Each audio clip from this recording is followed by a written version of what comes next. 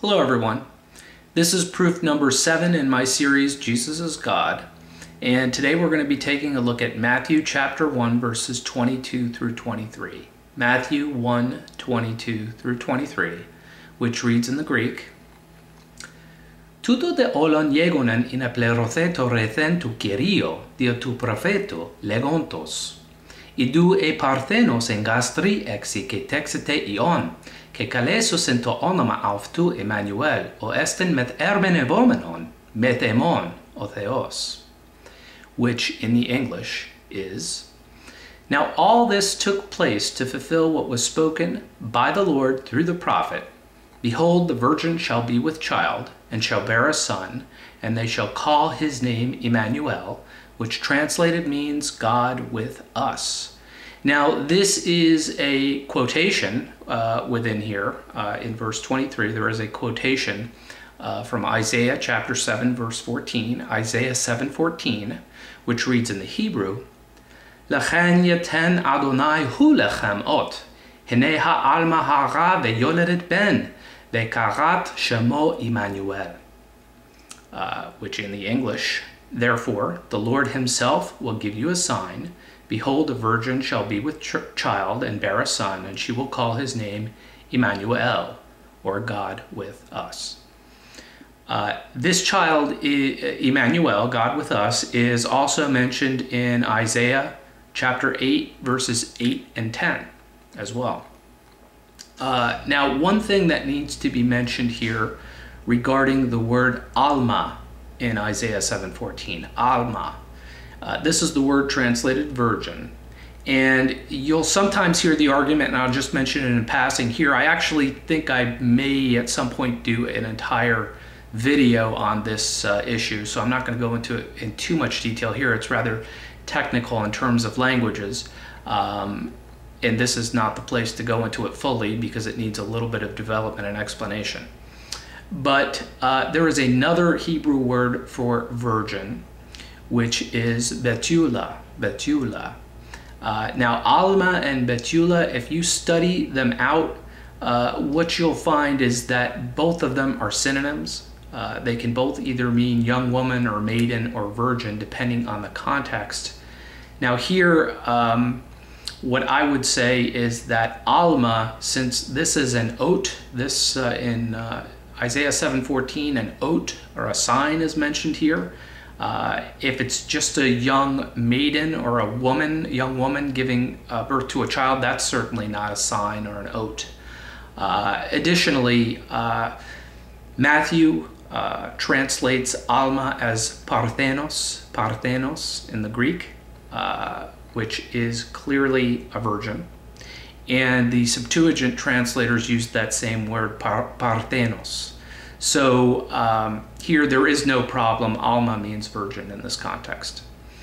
So let's take a look at the entire context. Always important to read the context. Let's take a look at some of the verses before and after Matthew 1, 22 through 23. So let's read Matthew chapter 1, verses 18 through 25. Context. Now the birth of Jesus Christ was as follows. When his mother Mary had been betrothed to Joseph, before they came together, she was found to be with child by the Holy Spirit. And Joseph, her husband, being a righteous man and not wanting to disgrace her, planned to send her away secretly. But when he had considered this, behold, an angel of the Lord appeared to him in a dream, saying, Joseph, son of David, do not be afraid to take Mary as your wife, for the child who has been conceived in her is of the Holy Spirit. She will bear a son, and you shall call his name Jesus, for he shall save his people from their sins. Now all this took place to fulfill what was spoken by the Lord through the prophet. Behold, the virgin shall be with child, and shall bear a son, and they shall call his name Emmanuel, which translated means God with us. And Joseph awoke from his sleep, and did as the angel of the Lord commanded him, and took Mary as his wife, but kept her a virgin until she gave birth to a son, and he called his name Jesus. Okay. So the first thing that we want to take a look at here are the names Jesus and Emmanuel. Very interesting. two names here, Jesus and Emmanuel. In verse 21, Jesus is Iesus in the Greek, Iesus, and that is basically just a Hellenization, meaning making it Greek, a Hellenization, of the Hebrew Yehoshua or Yeshua. Yehoshua or Yeshua in the Hebrew, Aramaic. Hebrew and Aramaic, very similar languages. You could really derive Yehoshua or Yeshua from either one. And what those mean is Yahweh is salvation. Yahweh is salvation. So hence, this is why the angel said, "You shall call his name Jesus, for he will save his people from their sins," because Jesus is Yehoshua or Yeshua, and it means Yahweh is salvation. He shall save his people from their sins. Now, Emmanuel in the Hebrew is in the Greek methemonotheos, and it means God with us in the English. Now, this pattern in the New Testament of giving the meaning, of translating the meaning of Semitic names is very common because Semitic names had meaning. If you have read the Old Testament, you know the names that these people had meaning, and God oftentimes changed the names to give them a different meaning. So Semitic names, Hebrew or Aramaic names, have meaning. So the practice when citing these names in the New Testament when appropriate was to translate them exactly as Matthew did in our passage. So let's take a look at Acts 4:36 for an example of this. Acts 4:36. Now Joseph, a Levite of Cyprian birth, who was also called Barnabas by the apostles, which translated means son of encouragement. Now Barnabas is from the Aramaic Barnavia, and Luke says that this translates into the Greek as Ios Parakleseos, which means son of encouragement. Now it also means son of a prophet. Navia is a prophet, but a prophet is one who encourages, and you can take a look at 1 Corinthians 14:3 to see that. So son of a prophet, or as Luke translates, son of encouragement.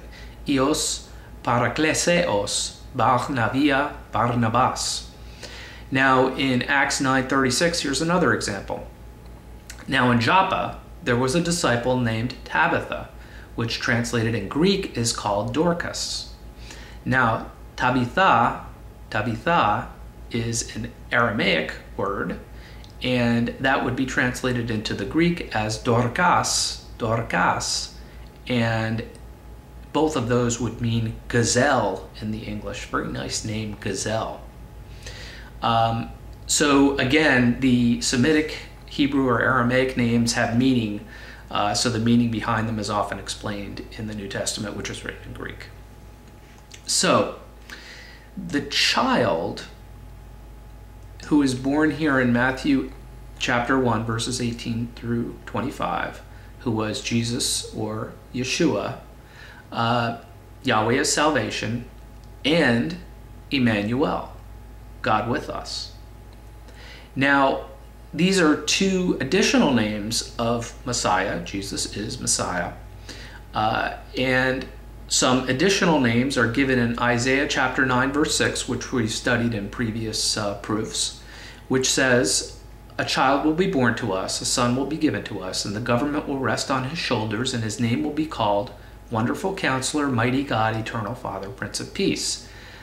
So here in Isaiah chapter 9, this child, who is Messiah, is given some additional names of Pele Yoatz, Wonderful Counselor, El Gibor, Mighty God, Avi Ad, Father of Eternity, and Sar Shalom, Prince of Peace.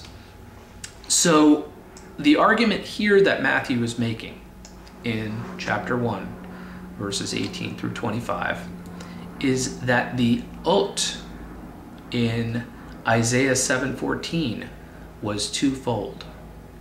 First, the child would be born of an Alma, or Parthenos, a virgin. So that's the first part of the sign, a child being born of a virgin. This was accomplished when God the Holy Spirit supernaturally provided the Y chromosome to unite with Mary's X chromosome. Thus, Mary became pregnant without having sexual intercourse. The virgin was with child. Second, since God the Holy Spirit provided the Y chromosome, Jesus was indeed Emmanuel, or God with us, the God-man, being conceived by the Holy Spirit, who is God, and Mary, who is a human being. And finally, this is very interesting, and I think a lot of people just skip over this part. Joseph clearly understood that Jesus was the fulfillment of the prophecy in Isaiah 7:14.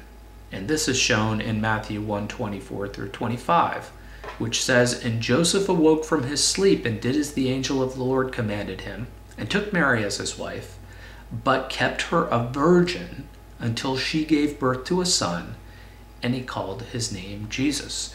So Joseph made sure to keep Mary a virgin. In other words, he did not have sex with her while she was pregnant, to be graphic, but I think being graphic is called for in this verse. He did not have sex with her while she was pregnant, which he could have done while she was pregnant with Jesus, because had he done so, she would not have been a virgin when she gave birth to Jesus, and the birth of Jesus could not have been a fulfillment of Isaiah 7:14. So therefore, Jesus is Emmanuel, the God with us, born of the Virgin, as prophesied in Isaiah 7:14. So therefore, Jesus is God. Thank you.